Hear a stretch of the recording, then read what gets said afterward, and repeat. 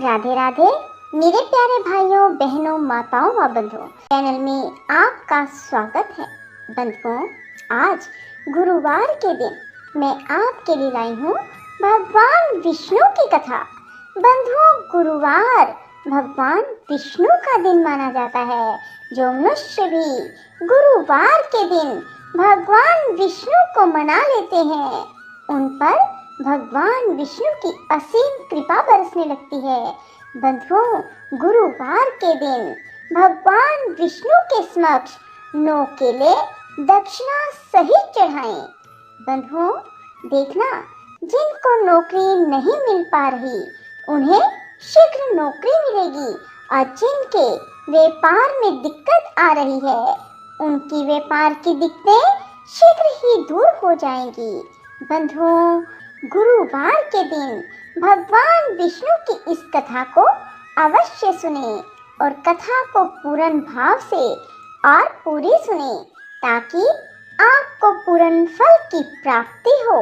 बंधुओं, यदि आपने हमारे चैनल को अब तक सब्सक्राइब नहीं किया तो जरूर करें और बेल आइकन दबाना ना भूलें, ताकि आपको हमारी आने वाली सभी वीडियोस की जानकारी सबसे पहले हो सके। बंधुओं, वीडियो को पूरी सुनने के बाद कमेंट बॉक्स में जय विष्णु भगवान जरूर लिखें। बोलो विष्णु भगवान की जय हो। भीष्म जी ने पूछा, विप्रवर, मनुष्य को भी देवत्व, सुख, राज्य, धन, यश, विजय, भोग, आरोग्य, आयु, विद्या, लक्ष्मी, पुत्र, बंधु वर्ग एवं सब प्रकार के मंगल की प्राप्ति कैसे हो सकती है, यह बताने की कृपा करें। पुलस्त्य जी ने कहा, राजन, इस पृथ्वी पर ब्राह्मण सदा ही विद्या आदि गुणों से युक्त और श्री संपन्न होता है। तीनों लोकों और प्रत्येक युग में ब्राह्मण देवता नित्य पवित्र माने गए हैं। ब्राह्मण देवताओं का भी देवता है। संसार में उसके समान कोई दूसरा नहीं है। वह साक्षात धर्म की मूर्ति है और इस पृथ्वी पर सबको मोक्ष प्रदान करने वाला है। ब्राह्मण सब लोगों का गुरु, पूज्य और तीर्थ स्वरूप मनुष्य है। ब्रह्मा जी ने उसे सब देवताओं का आश्रय बताया है। पूर्व काल में नारद जी ने इसी विषय को ब्रह्मा जी से इस प्रकार पूछा था, ब्राह्मण किसकी पूजा करने पर भगवान लक्ष्मीपति प्रसन्न होते हैं? ब्रह्मा जी बोले, जिस पर ब्राह्मण प्रसन्न होते हैं उस पर भगवान विष्णु भी प्रसन्न हो जाते हैं।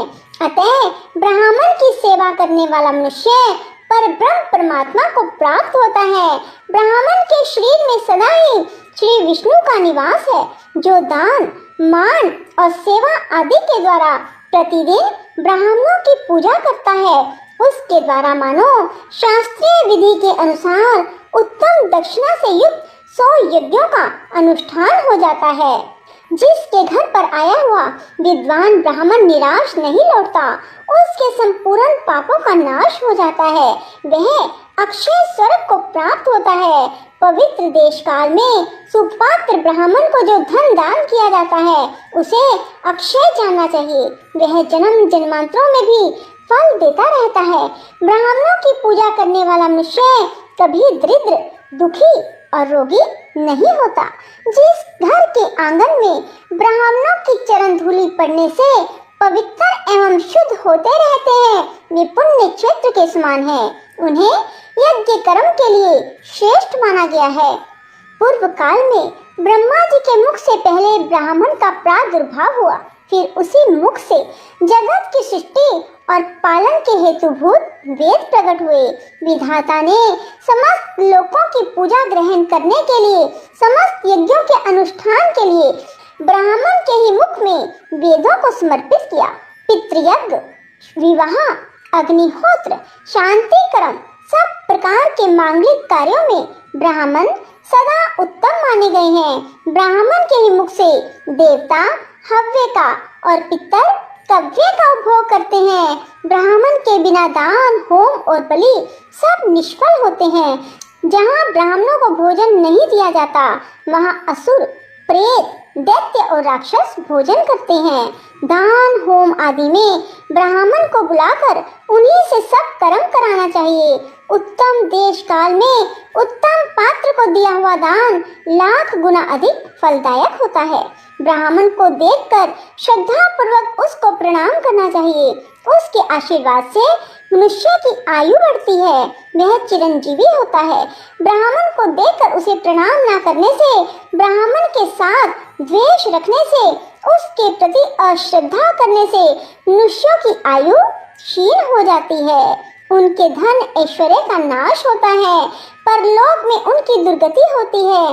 ब्राह्मण का पूजन करने से आयु, यश, विद्या और धन की वृद्धि होती है तथा मनुष्य श्रेष्ठ दशा को प्राप्त होता है। इसमें तनिक भी संदेह नहीं है। जिन घरों में ब्राह्मण के चरणोदक से कीच नहीं होती, जहाँ वेद और शास्त्रों की ध्वनि नहीं सुनाई देती, जो यज्ञ, तर्पण और ब्राह्मणों के आशीर्वाद से वंचित रहते हैं, वे शमशान के समान हैं। नारद जी ने पूछा, पिताजी, कौन ब्राह्मण अत्यंत पूजनीय है? ब्राह्मण और गुरु के लक्षण का यथावत वर्णन कीजिए। ब्रह्मा जी ने कहा, वत्स, श्रोत्रिय और सदाचारी ब्राह्मण की नित्य पूजा करनी चाहिए। जो उत्तम व्रत का पालन करने वाला और पापों से मुक्त है, वह मनुष्य तीर्थ स्वरूप है। उत्तम श्रोत्रिय कुल में उत्पन्न होकर भी जो वैदिक कर्मों का अनुष्ठान नहीं करता, वह पूजित नहीं होता। असत क्षेत्र मात्र कुल में जन्म लेकर भी जो वेद अनुकूल कर्म करता है, वह पूजा के योग्य है। जैसे महर्षि वेद व्यास और ऋषि सिंह, विश्वामित्र यद्यपि क्षत्रिय कुल में उत्पन्न है, तथापि अपने सत्कर्मों के कारण वे समान हैं। इसलिए बेटा, तुम पृथ्वी के तीर्थ स्वरूप श्रोत्रिय और ब्राह्मण के लक्षणों को सुनो। इनके सुनने से सब पापों का नाश होता है। ब्राह्मण के बालक को जन्म से ब्राह्मण समझना चाहिए।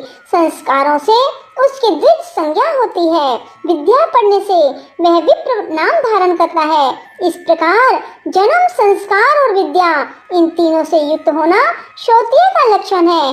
जो विद्या, मंत्र, वेदों से शुद्ध होकर तीर्थ स्नान आदि के कारण भी पवित्र हो गया है, वह ब्राह्मण परम पूजनीय माना गया है। जो सदा भगवान श्री नारायण में भक्ति रखता है, जिसका अंतःकरण शुद्ध है, जिसने अपनी इंद्रियों और क्रोध को जीत लिया है, जो सब लोगों के प्रति समान भाव रखता है, जिसके हृदय में गुरु, देवता, अतिथि के प्रति भक्ति है, जो माता पिता की सेवा में लगा रहता है, जिसका मन प्राय स्त्री में कभी सुख का अनुभव नहीं करता, जो सदा पुराणों की कथा कहता है और धार्मिक उपाख्यानों का प्रसार करता है, उस ब्राह्मण के दर्शन से प्रतिदिन अश्वमेध आदि यज्ञों का फल प्राप्त होता है।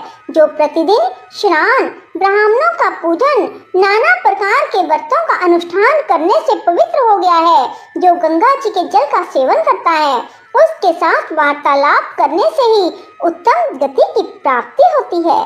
जो शत्रु और मित्र दोनों के प्रति दया भाव रखता है, सब लोगों के साथ समता का बर्ताव करता है, दूसरे का धन जंगल में पड़ा हुआ तिनका भी नहीं चुराता, काम और क्रोध आदि दोषों से मुक्त है, जो इंद्रियों के वश में नहीं होता, यजुर्वेद में वर्णित चतुर्वेदमयी शुद्ध 24 अक्षरों से युक्त त्रिपदा गायत्री का प्रतिदिन जप करता है, उसके भेदों को जानता है, वह ब्रह्म पद को प्राप्त होता है। पिताजी, गायत्री का क्या लक्षण है? उसके प्रत्येक अक्षर में कौन सा गुण है? उसकी कुक्षी, चरण, गोत्र का क्या निर्णय है? इस बात को स्पष्ट रूप से बताइए। ब्रह्मा जी बोले, वत्स, गायत्री मंत्र का छंद गायत्री और देवता सविता निश्चित किए गए हैं। गायत्री देवी का वर्ण शुक्ल, मुख अग्नि और ऋषि विश्वामित्र है।